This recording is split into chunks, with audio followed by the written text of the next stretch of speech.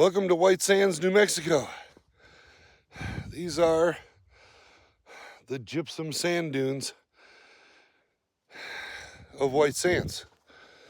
And it's really easy to walk in it. I don't know if you could see my feet there. But let's see if I can turn it around this way. And you can see my footprints there. You don't sink in the sand at all. I mean, hardly at all. I've been walking out here for, last time I looked, it was about 2.5 miles. Vehicles, maybe, I don't know, maybe half a mile that way. And I've been looking for meteorites, and I haven't found any on this trip this time. Not a single one. But it's worth a stop. You come in and you come into the park, and it's got a paved road that leads in. Then you go off the paved road, and then you come out onto it's kind of like snowplowed. The road is plowed so that so you can drive out here in the dunes, but you have to stay on the road. You can't just willy-nilly go drive wherever you want. I'll show you what the road looks like here in a second when I get back up to it.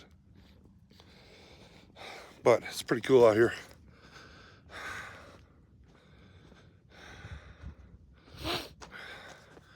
It's pretty hot, temperature-wise, but I don't know why, but the sand, when you feel it, you can walk barefoot in it, it won't burn you. You just don't, I don't know, it reflects the heat off, doesn't really stay. Okay, so here's the road. So they plow it so that people can drive on it.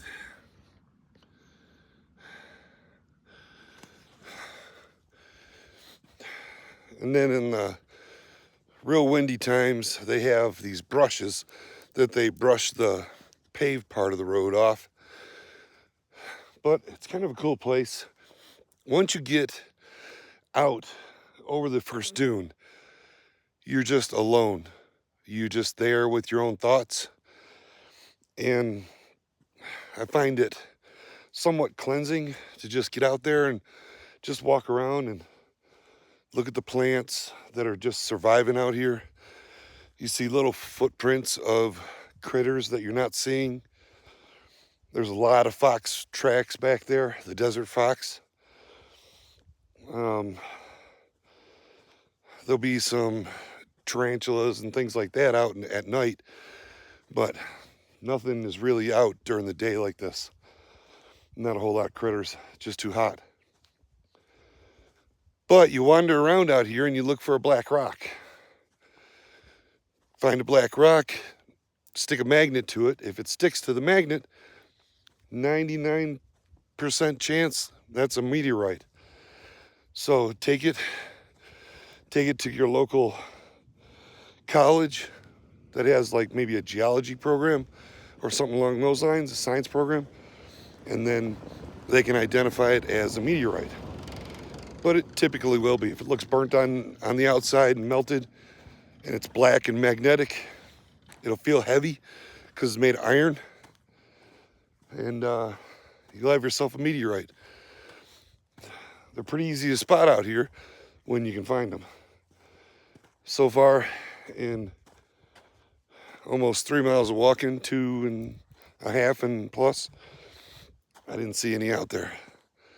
So I'm gonna get back in the truck, go down a little bit of ways, do a little bit more walking before the sun goes down, and see if I can find anything.